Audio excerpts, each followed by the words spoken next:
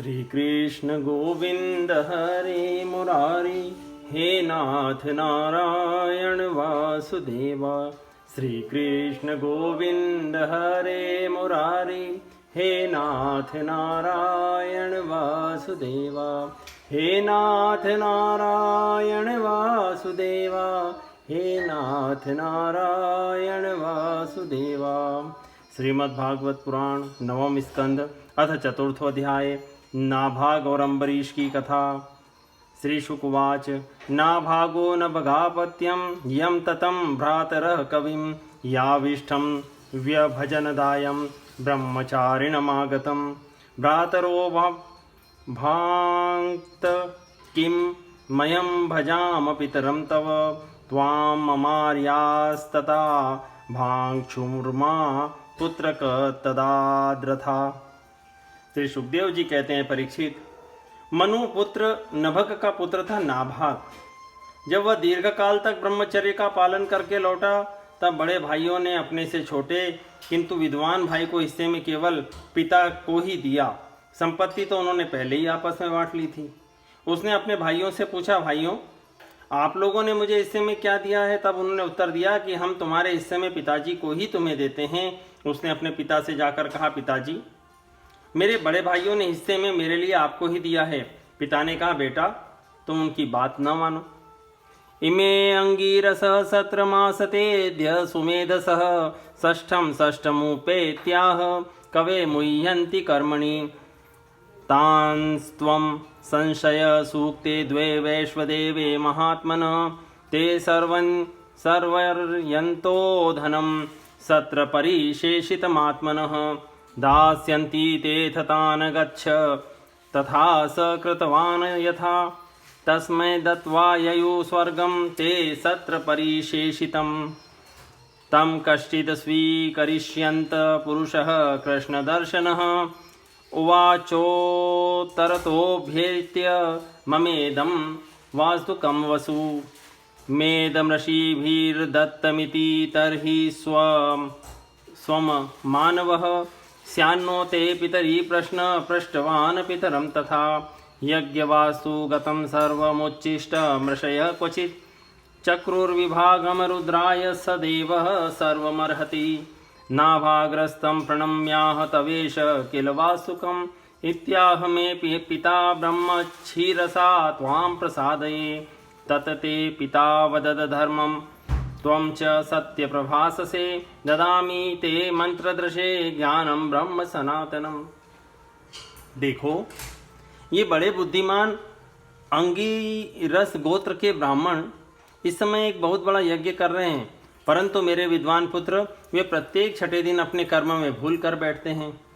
तुम उन महात्माओं के पास जाकर उन्हें वैश्व देव संबंधी 2 सूक्त बतला दो। जब वे स्वर्ग जाने लगेंगे तब यज्ञ से बचा हुआ अपना सारा धन तुम्हें दे देंगे, इसलिए अब तो उन्हीं के पास चले जाओ। उसने अपने पिता की आज्ञा अनुसार वैसा ही किया। उन आंगिरस गोत्री ब्राह्मणों ने भी यज्ञ का बचा हुआ धन उसे दे दिया और वे स्वर्ग में चले गए। जब नाभाग उस धन को लेने लगा, तब उत्तर दिशा से एक काले रंग का पुरुष आया। उसने कहा, इस यज्ञ भूमि में जो कुछ बचा है वह सब धन मेरा है। नाभाग ने कहा, ऋषियों ने यह धन मुझे दिया है इसलिए मेरा है। इस पर उस पुरुष ने कहा, हमारे विवाद के विषय में तुम्हारे पिता से ही प्रश्न किया जाए। तब नाभाग ने जाकर पिता से पूछा। पिता ने कहा, एक बार दक्ष प्रजापति के यज्ञ में ऋषि लोग यह निश्चय कर चुके हैं कि यज्ञ भूमि में जो कुछ बच रहता है वह सब रुद्र देव का हिस्सा है, इसलिए वह धन तो महादेव जी को ही मिलना चाहिए। नाभाग ने जाकर उन काले रंग के पुरुष रुद्र भगवान को प्रणाम किया और कहा, प्रभु यज्ञ भूमि की सभी वस्तुएं आपकी है। मेरे पिता ने ऐसा ही कहा है। भगवान मुझसे अपराध हुआ, मैं सिर झुकाकर आपसे क्षमा मांगता हूँ। तब भगवान रुद्र ने कहा, तुम्हारे पिता ने धर्म के अनुकूल निर्णय दिया है और तुमने भी मुझसे सत्य ही कहा है। तुम वेदों का अर्थ तो पहले से ही जानते हो। अब मैं तुम्हें सनातन ब्रह्म तत्व का ज्ञान देता हूँ। ग्रहाण द्रविणम दत्तम मत्सत्रे परिशेषितम् इत्युक्त्वान्तर्हितो रुद्रो भगवान् सत्यवत्सलः। य एतत् स्मरेत प्रातः सायं च सुसमाहितः कविर्भवति मंत्रज्ञो गतिं चैव तथात्मनः नाभागादम्बरीशो भून्महाभागवत कृति न स्पृशद ब्रह्मशापोऽपि यम न प्रतिहत क्वचित।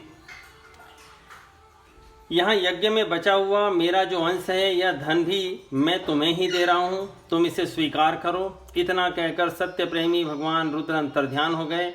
जो मनुष्य प्रातः और सायंकाल एकाग्र चित्त से इस आख्यान का स्मरण करता है, वह प्रतिभाशाली और वेदज्ञ तो होता ही है, साथ ही अपने स्वरूप को भी जान लेता है। नाभाग के पुत्र हुए अम्बरीश, वे भगवान के प्रति बड़े प्रेमी और उदार धर्मात्मा थे।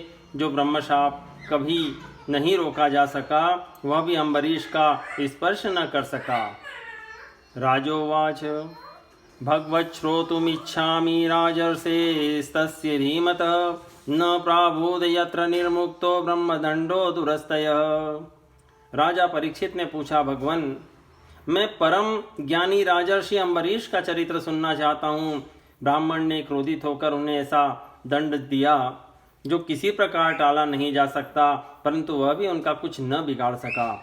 श्री शुकवाच अम्बरीशो महाभाग सप्तद्वीपवतीं महीम् अव्यव्यां च श्रियं लब्ध्वा विभवं चातुलं भुवि मेनेति दुर्लभं पुंसां सर्वं तत्स्वप्न संस्तुतं विद्वान् विभव निर्वाणं तमो विशति यत पुमान् वासुदेवे भगवती तद्भक्तेषु च साधुषु प्राप्तु भावं परं विश्वं येनेदं लोष्टवत् स्मृतं स वै मन कृष्णपदारविन्दयोर्वचांसि वैकुण्ठगुणानुवर्णने करो हरेर्मन्दिरमार्जनादिषु श्रुतिं चकाराच्युत सत्कथोदये मुकुन्दलिङ्गालय दर्शने दृशो तद्भृत्यगात्रस्पर्शेऽङ्गसङ्गमं घ्राणं च तत्पादसरोजसौरभे श्रीमत्तुलस्या रसनां तदर्पिते।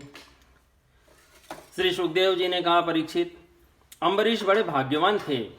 पृथ्वी के सातों द्वीप, अचल संपत्ति और अतुलनीय ऐश्वर्य उनको प्राप्त था। यद्यपि ये सब साधारण मनुष्यों के लिए अत्यंत दुर्लभ वस्तुएं हैं, फिर भी वे इन्हें स्वप्न तुल्य समझते थे, क्योंकि वे जानते थे जिस धन वैभव के लोभ में पड़कर मनुष्य घोर नरक में जाता है, वह केवल 4 दिन की चांदनी है, उसका दीपक तो बुझा बुझाया है।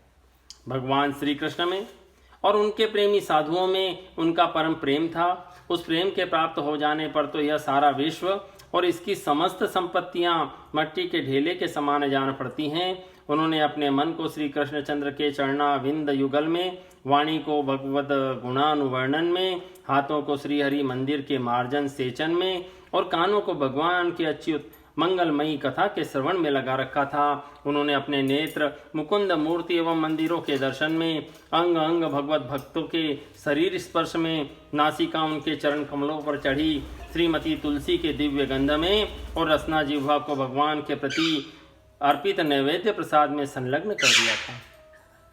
पादोहरे क्षेत्र पदानुसर्पणे शिरो ऋषिकेश पदाभिवंदने कामं च दास्ये न तु काम काम्यया यथोत्तम श्लोक जनाश्रयारतिः एवं सदा कर्म कलापमात्मन परैधियज्ञे भगवत्य ध्योछजे सर्वात्म भावं विदधन् महीमिमां तनिष्ठ विप्राभित सशासः इजेष्वमेघैरधियज्ञमीश्वरं महाविभूत्यो चितांग दक्षिणे ततैर्वसिष्ठा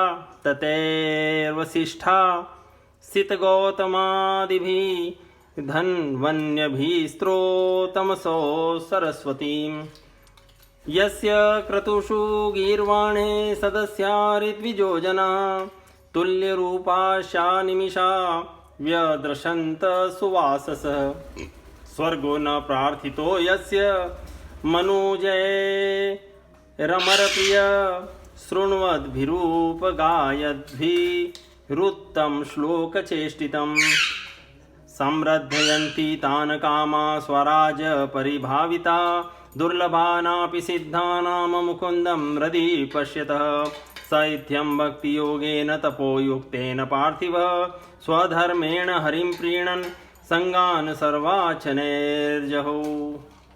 अम्बरीश के पैर भगवान के क्षेत्र आदि की पैदल यात्रा करने में ही लगे रहते और वे सिर से भगवान श्री कृष्ण जी के चरण कमलों की वंदना किया करते। राजा अम्बरीश ने माला, चंदन आदि भोग सामग्री को भगवान की सेवा में समर्पित कर दिया था, भोगने की इच्छा से नहीं, बल्कि इसलिए कि वह भगवत प्रेम प्राप्त हो जो पवित्र कीर्ति भगवान के निज जनों में ही निवास करता है।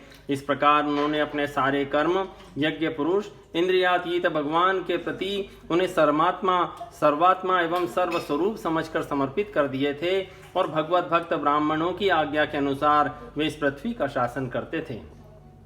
उन्होंने धन्व नाम के निर्जल देश में सरस्वती नदी के प्रवाह के सामने वशिष्ठ, असित, गौतम आदि भिन्न भिन्न आचार्यों द्वारा महान ऐश्वर्य के कारण सर्वांग परिपूर्ण तथा बड़ी बड़ी दक्षिणा वाले अनेकों अश्वमेघ यज्ञ करके यज्ञाधिपति भगवान की आराधना की थी। उनके यज्ञों में देवताओं के साथ जब सदस्य और ऋत्विज बैठ जाते थे तब उनकी पलकें नहीं पड़ती थी और वे अपने सुंदर वस्त्र और वैसे ही रूप के कारण देवताओं के समान दिखाई पड़ते थे। उनकी प्रजा महात्माओं के द्वारा गाए हुए भगवान के उत्तम चरित्रों का किसी समय बड़े प्रेम से श्रवण करती और किसी समय उनका गान करती। इस प्रकार उनके राज्य के मनुष्य देवताओं के अत्यंत प्यारे स्वर्ग की भी इच्छा नहीं करते। वे अपने हृदय में अनंत प्रेम का दान करने वाले श्री हरि का नित्य निरंतर दर्शन करते रहते थे, इसलिए उन लोगों को वह भोग सामग्री भी हर्षित नहीं कर पाती थी जो बड़े बड़े सिद्धों को भी दुर्लभ है। वे वस्तुएं उनके आत्मानंद के सामने अत्यंत तुच्छ और तिरस्कृत थी। राजा अम्बरीश इस प्रकार तपस्या से युक्त भक्ति योग और प्रजा पालन रूप स्वधर्म के द्वारा भगवान को प्रसन्न करने लगे और धीरे धीरे उन्होंने सब प्रकार की आसक्तियों का परित्याग कर दिया। ग्रहेषु दारेषु सुतेषु बंधुषु द्वीपोत्तमस्यन्दनवाजिपत्तिषु अक्षय्यरत्नावर्णायुधादि श्वनन्तकोशेष्वकरोदसन्मतिम् तस्मादाधरीश्चक्रं प्रत्यनीकभयावहम् एकान्तभक्तिभावेन प्रीतभृत्याभिरक्षणम् आरिराधयिषु कृष्णं महिष्यातुल्यशीलया युक्तः संवत्सरं वीरो दधार द्वादशी व्रतं व्रतान्ते कार्तिके मासी त्रिरात्रं समुपोषितः स्नातः कदाचित् कालिन्द्यां हरिं मधुवनेर्चयत् महाभिषेकविधिना परस्कर संपदा अभिषिच्याम्बरा कल्पैर्गन्धमाल्यार्हणादिभिः तद्गतान्तर्भावेन पूजयामास केशवं ब्राह्मणाश्च महाभागान् सिद्धार्थानपि भक्तितः गवां रुक्मविषाणीनां रूपाङ्ग्यघ्रीणां सुवाससां पयशीलवयोरूपवत्सोपस्कर संपदां प्राहिणोत साधु विप्रेभ्यो ग्रहेषु न्यर्बुदानि षट् भोजयित्वा द्विजानग्रे स्वादन्नम गुणवत्तमम्। घर, स्त्री, पुत्र, भाई बंधु, बड़े बड़े हाथी, रथ, घोड़े एवं पैदलों की चतुरंगिनी सेना, अक्षय रत्न, आभूषण और आयुध आदि समस्त वस्तुओं और कभी समाप्त न होने वाले कोशों के संबंध में उनका ऐसा दृढ़ निश्चय था कि वे सब के सब असत्य हैं। उनकी अनन्य प्रेममयी भक्ति से प्रसन्न होकर भगवान ने उनकी रक्षा के लिए सुदर्शन चक्र को नियुक्त कर दिया था, जो विरोधियों को भयभीत करने वाला एवं भगवत भक्तों की रक्षा करने वाला था। राजा अम्बरीश की पत्नी भी उन्हीं के समान धर्मशील, संसार से विरक्त और भक्ति परायण थी। एक बार उन्होंने अपनी पत्नी के साथ भगवान श्री कृष्ण की आराधना करने के लिए 1 वर्ष तक द्वादशी, प्रधान, एकादशी व्रत करने का नियम ग्रहण किया। व्रत की समाप्ति होने पर कार्तिक महीने में उन्होंने 3 रात का उपवास किया और एक दिन यमुना जी में स्नान करके मधुवन में भगवान श्री कृष्ण की पूजा की। उन्होंने महाअभिषेक की विधि से सब प्रकार की सामग्री और संपत्ति के द्वारा भगवान का अभिषेक किया और हृदय से तन्मय होकर वस्त्र, आभूषण, चंदन, माला और अर्घ्य आदि के द्वारा उनकी पूजा की। यद्यपि महाभाग्यवान ब्राह्मणों को इस पूजा की कोई आवश्यकता नहीं थी, स्वयं ही उनकी सारी कामनाएं पूर्ण हो चुकी थी। वे सिद्ध थे तथा राजा अम्बरीश भक्ति भाव से उनका पूजन किया। तथा राजा अम्बरीश ने भक्ति भाव से उनका पूजन किया। तत्पश्चात पहले ब्राह्मणों को स्वादिष्ट और अत्यंत गुणकारी भोजन कराकर उन लोगों के घर 60 करोड़ गौएं सुसज्जित करके भेज दी। उन गौओं के सींग स्वर्ण से और खुर चांदी से मढ़े हुए थे। सुंदर सुंदर वस्त्र उन्हें उड़ा दिए गए थे। वे गौएं बड़ी सुशील, छोटी अवस्था की, देखने में सुंदर, बछड़े वाली और खूब दूध देने वाली थी। उनके साथ धोने की उपयुक्त सामग्री भी उन्होंने भिजवा दी थी।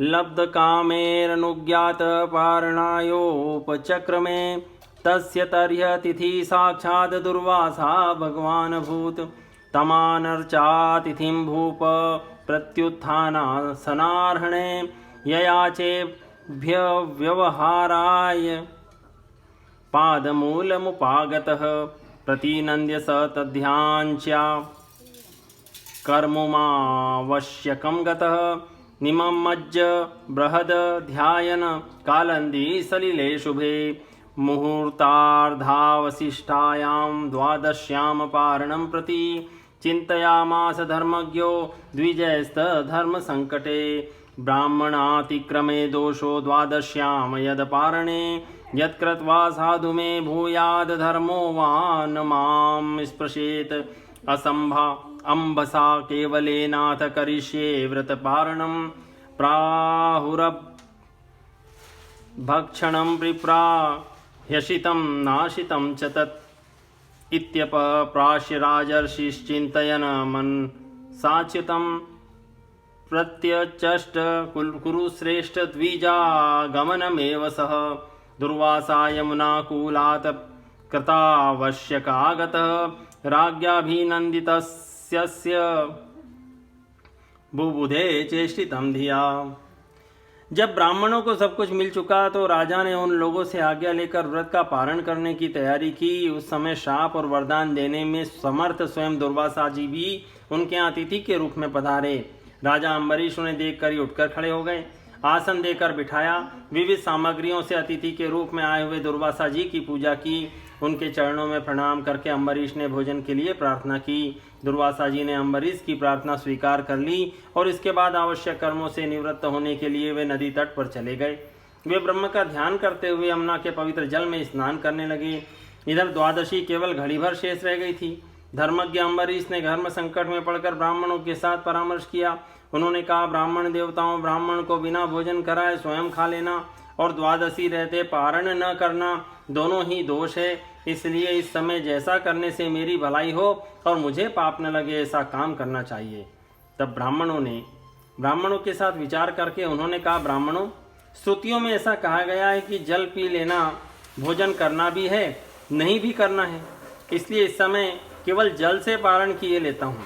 ऐसा निश्चय करके मन ही मन भगवान का चिंतन करते हुए राजर्षि अम्बरीश ने जल पी लिया और परीक्षित वे केवल दुर्वासा जी के आने की बाट देखने लगे। दुर्वासा जी आवश्यक कर्मों से निवृत्त होकर यमुना तट से लौट आए। जब राजा ने आगे बढ़कर उनका अभिनंदन किया तब उन्होंने अनुमान से ही समझ लिया कि राजा ने पारण कर लिया है। मन्युना प्रचलत गात्रो भ्रकुटी कुटिलानन बुभुक्षितश्च सुतरां कृताञ्जलिमभाषत। अहो अस्य न शंसस्य श्रियोन्मत्तस्य पश्यत धर्मव्रतिक्रमं विष्णोर्भक्तस्येषमानिनः यो मामतिथि मायात् मातिथ्येन निमन्त्र्य च अदत्वा भुक्तवांस्तस्य सध्यस्ते दर्शये फलम्।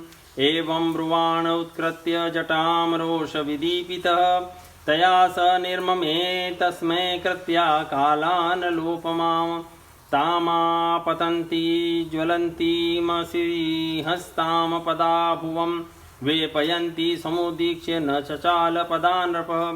प्रादिष्टं भृत्य रक्षायां पुरुषेण महात्मना ददाह कृत्यां तां चक्रं क्रुद्धा हिमिव पावकः। तद्भिद्रवदुद्वीक्ष्य स्वप्रयासं च निष्फलं दुर्वासा दुर्वे भीतो दीक्षु प्राण परीप्सया। उस समय दुर्वासा जी बहुत भूखे थे, इसलिए यह जानकर कि राजा ने पारण कर लिया है वे क्रोध से थर थर कांपने लगे। भौं के चढ़ जाने से उनका मुंह विकट हो गया। उन्होंने हाथ जोड़कर खड़े अम्बरीश को डांट कर कहा, अहो देखो तो सही कितना क्रूर है, यह धन के मद में मतवाला हो रहा है। भगवान की भक्ति तो इसे छू तक भी नहीं गई और ये अपने को बड़ा समर्थ मानता है। आज इसने धर्म का उल्लंघन करके बड़ा अन्याय किया है। देखो मैं इसका अतिथि होकर आया हूँ, इसने अतिथि सत्कार करने के लिए मुझे निमंत्रण भी दिया है और फिर भी मुझे खिलाए बिना ही खा लिया है। अच्छा देख, तुझे अभी इसका फल चखाता हूँ। यूँ कहते कहते वे क्रोध से जल उठे। उन्होंने अपनी एक जटा उखाड़ी और उससे अम्बरीश को मार डालने के लिए कृत्या उत्पन्न की। वह प्रलय काल की आग के समान दहक रही थी। वह आग के समान जलती हुई हाथ में तलवार लेकर राजा अम्बरीश पर टूट पड़ी। उस समय उसके पैरों की धमक से पृथ्वी कांप रही थी, परंतु राजा अम्बरीश उसे देखकर तनिक भी विचलित नहीं हुए। वे एक पग भी नहीं हटे, ज्यों के त्यों खड़े रहे। परम पुरुष परमात्मा ने अपने सेवक की रक्षा के लिए पहले ही सुदर्शन चक्र को नियुक्त कर रखा था। जैसे आग से गुर्राते हुए सांप को भस्म कर देती है, जैसे आग क्रोध से गुर्राते हुए सांप को भस्म कर देती है, वैसे ही चक्र ने दुर्वासा जी की कृत्या को जलाकर राख का ढेर कर दिया।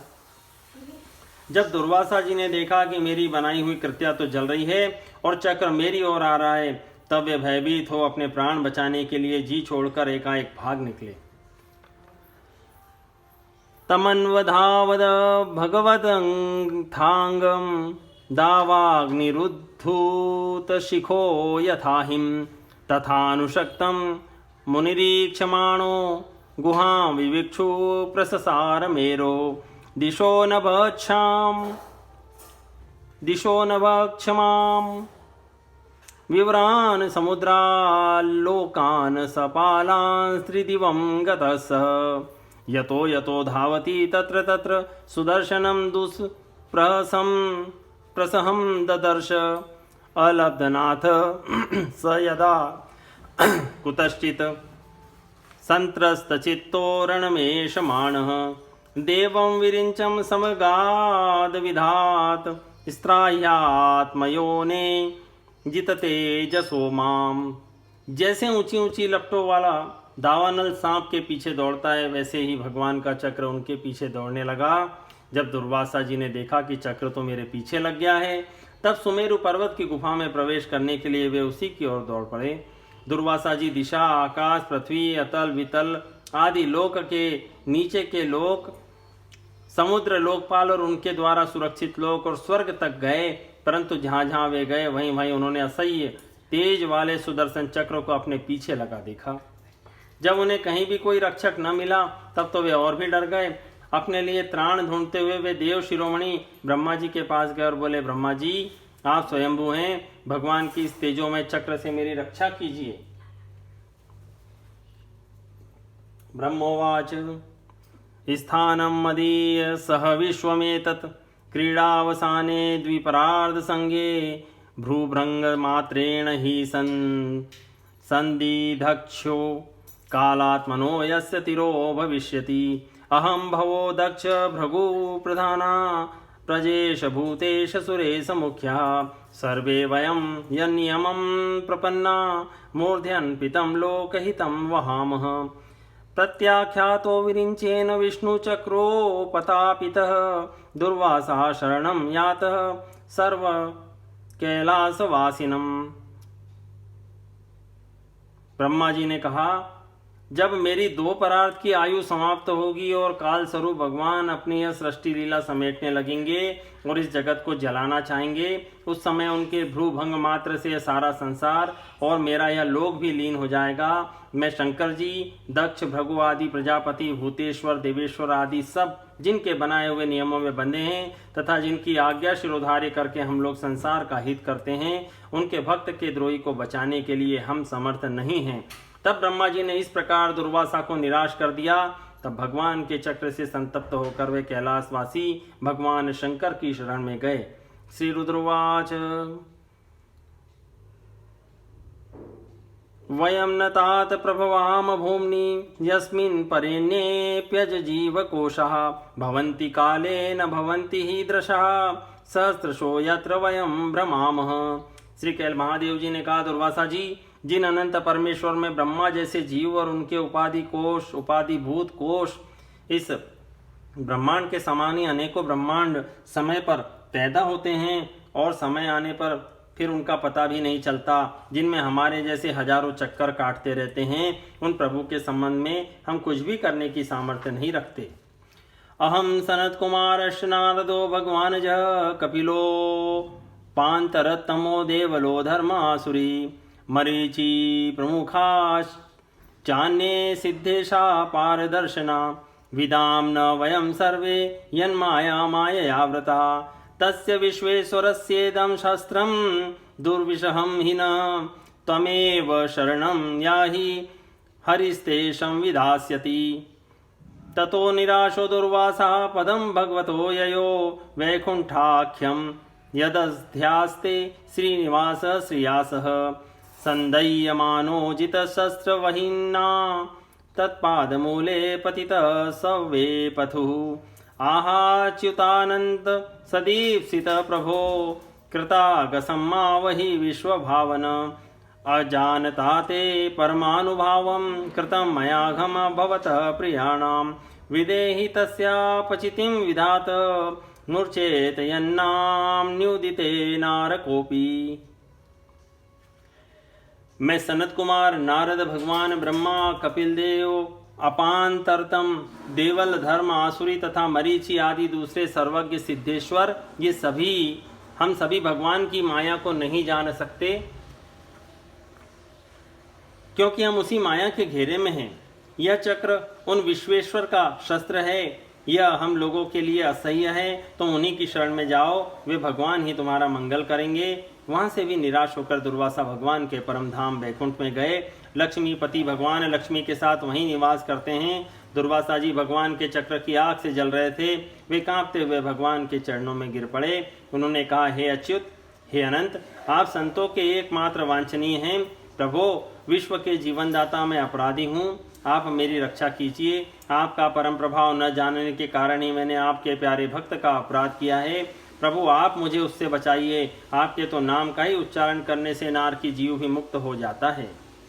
श्री भगवान उवाच, अहम भक्त पराधीनो ह्य स्वतंत्र इव द्विज साधुर्भिग्रस्तहृदयो भक्तेर भक्त जनप्रिय नाहमात्मानमाशास्य भक्त मद्भक्ते साधुभिर्विना श्रियं चात्यन्तिकीं ब्रह्मण एषा गतिरहं परा ये दारागार पुत्राप्तान् प्राणान् वित्तमिमं परं हित्वा माम शरणं याता कथं तान् त्यक्तुमुत्सहे मयि निर्बध्यदया साधव समदर्शना वशीकुर्वन्ति मां भक्त्या स्त्रियः सत्पतिं यथा मत्सेवया प्रतीतं च सालोक्यादि चतुष्टयं नेच्छन्ति सेवया पूर्णा कुतोऽन्यत् कालविद्रुतम्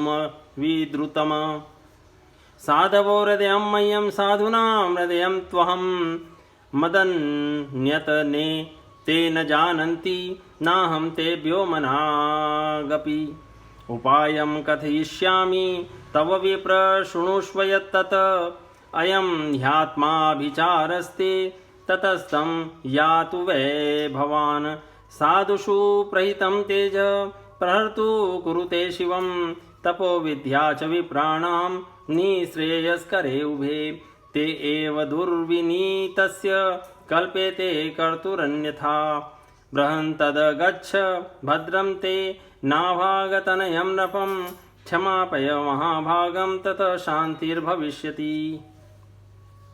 श्री भगवान ने कहा, दुर्वासा जी, मैं सर्वथा भक्तों के अधीन हूँ, मुझ में तनिक भी स्वतंत्रता नहीं है।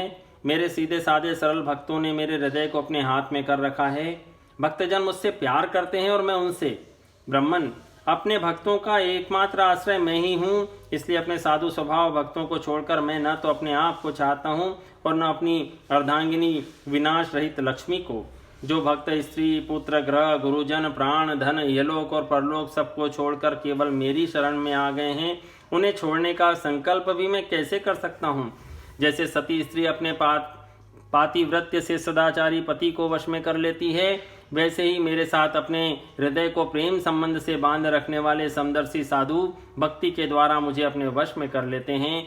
मेरे अनन्य प्रेमी भक्त सेवा से ही अपने को परिपूर्ण कृत्य मानते हैं और मेरी सेवा के फलस्वरूप जब उन्हें सालोक्य सारूप्य आदि मुक्तियां प्राप्त होती है तब वे उन्हें भी स्वीकार करना नहीं चाहते। फिर समय के फेर से नष्ट हो जाने वाली वस्तुओं की तो बात ही क्या है।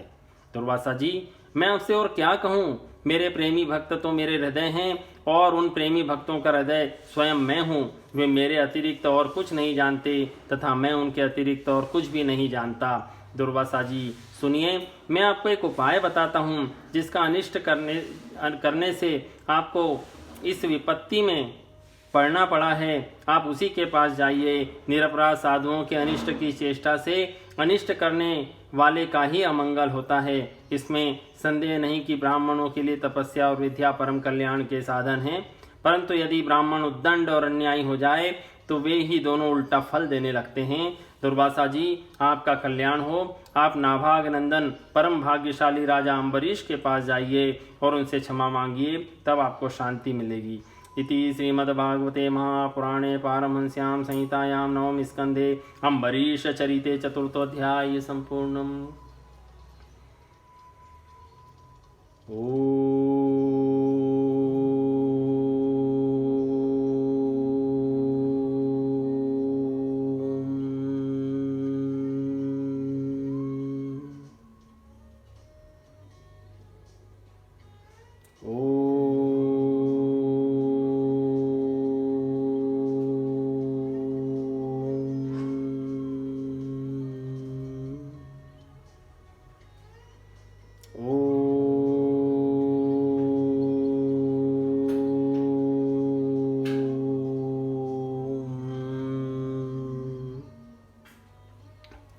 श्री कृष्ण गोविंद हरे मुरारी, हे नाथ नारायण वासुदेवा।